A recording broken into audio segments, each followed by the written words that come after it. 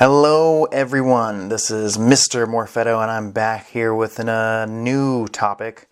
I'd like to tell you about an amazing video game series that I played this last year. That is now one of my favorite video game series of all time, and it's the Valkyrie Chronicles 1 and 4. These two games are absolutely fantastic, and I beat both the games on Nintendo Switch in the beginning of 2020. I know what you're going to say. What about Valkyrie Chronicles 2 and 3? Those two games were PSP exclusive games that I have not been able to play, but I would love to play them if they ever decide to remaster Valkyrie Chronicles 2 and 3. I will be in it to win it, especially if it's on the Nintendo Switch. Okay, let me start by explaining one thing. I absolutely love turn-based strategy video games. For an example, I love the Fire Emblem series. My first game I got on my Nintendo Switch was Fire Emblem Three Houses, a fantastic game that I devoured quickly, and I beat all three storylines in that game. After I beat that amazing game, I was desperate for a new turn-based strategy game on my Nintendo Switch. So one day I came across Valkyrie Chronicles 4. It was on sale, and it had great reviews, so I jumped in head first, and I never looked back. This game is an absolute masterpiece. The only thing that is missing is an online mode where you can play against real people, but it's not necessary, and I understand why it's not in the game. It would be very hard to play people online. They might quit the game mid-game. It's a long turn-based strategy game, kind of like chess. This game takes a new twist on the turn-based strategy genre. You get to select 10 soldiers of your choice out of a variety of different soldiers and classes. You can choose from your vast squad E. There are 6 classes: scouts, shock troopers, lancers, engineers, snipers, and a grenadier class that was introduced in Valkyrie Chronicles 4. And they improve in their attributes. However, upon reaching level 11, each class receives an elite status. This provides an AP increase.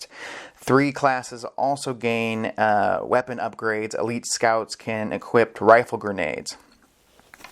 You also have a limited amount of moves per turn that you can use. You can use them all on one soldier or divide your attention evenly across your entire squad. You can bring in reinforcements. You can use squad commands that increase your defense, your offense. You can resupply ammo and much, much more with squad commands.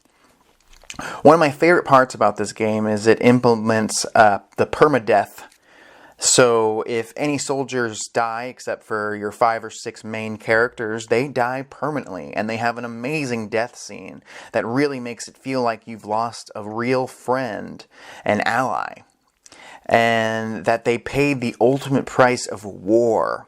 So I quickly jumped into Valkyrie Chronicles 4, and I was about a quarter way through when I realized Valkyrie Chronicles 1 is also on the Nintendo Switch eShop, and I got that game for about $10 on sale, totally worth it.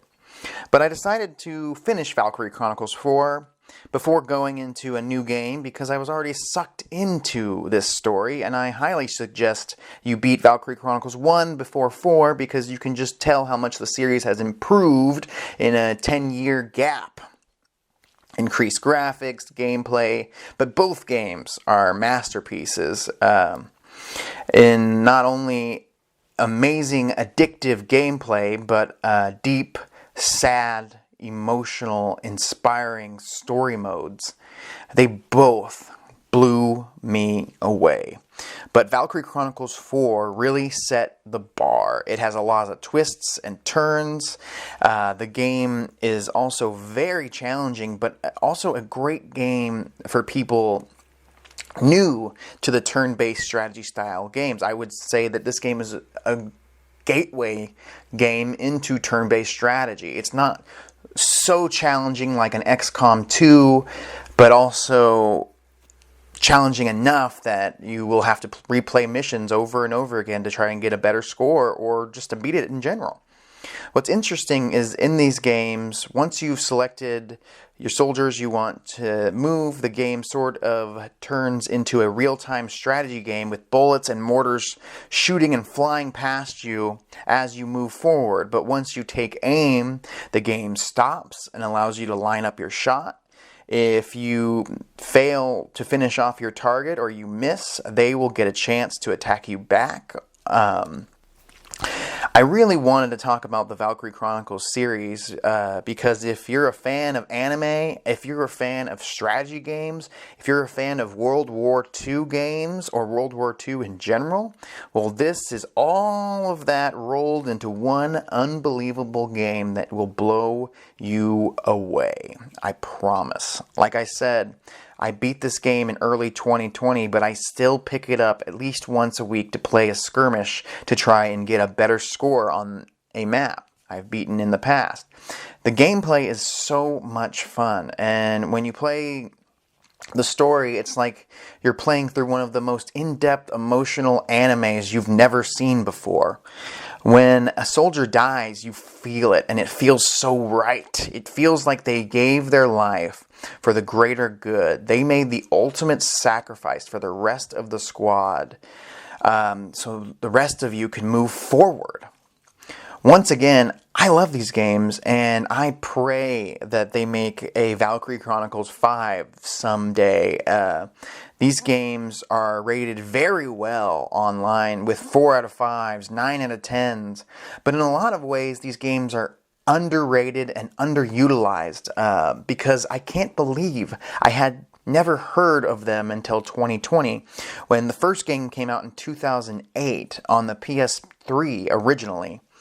I believe these games are more addictive than the Fire Emblem series, which I absolutely love as well. But Valkyrie Chronicles just sucks you in almost immediately and never lets go until the story is over and you still want so much more. I would say Valkyrie Chronicles 4 is just slightly better than Valkyrie Chronicles 1. They both are fantastic with their own unique story. There's a moment at the end of Valkyrie Chronicles 4 where you have to select one soldier to go on a suicide mission, and it's fucking heartbreaking, but in such a good way that each soldier has their own special suicide mission goodbye that they give at the end of the mission. I would say my only gripe with this game is that they give you about 3 turns to save a fallen ally in a normal mission. I personally would only want 1 turn because sometimes I found myself letting somebody die after they had fallen, even though I could have saved them with a medic. I felt that in the story I was building, this anime story, it was their time to go. They had gave me everything they could. They made it possible for the rest of the team to keep moving forward. It's time to let them rest. Every character in Valkyrie Chronicles 4 has a unique backstory, mission, and they all feel different. Every character has their own personality, especially in Valkyrie Chronicles 4. But if you take the time to play the squad story missions, you'll not only improve your soldiers' ability, but also learn what makes them tick and why they are fighting in this anime World War II to begin with. Like I said, both games have great stories. Please do yourself a favor and play Valkyrie Chronicles 1 and Valkyrie Chronicles 4 and thank me in the comments. You won't regret this. Also, the games, I believe, are best played on the Nintendo Switch because you can play in handheld mode. Even after you beat the game, you can play expert missions that you unlock after you beat the story, which are challenging as fuck. But what's nice what's playing on the Switch is you can play on the go and save where you're at and pick it back up where you were. Like I said, if you love anime and you love turn-based strategy, this is the game for you. I'm Mr. Morfetto. This video has been about Valkyrie Chronicles 1 and 4. Please let me know what you think about the game, about my description of the game. Let me know if you want me to do more videos about the Valkyrie Chronicles series, because this game is near and dear to my heart. I love it, and I hope you do too. This is Mr. Morfetto, signing out. Signing out.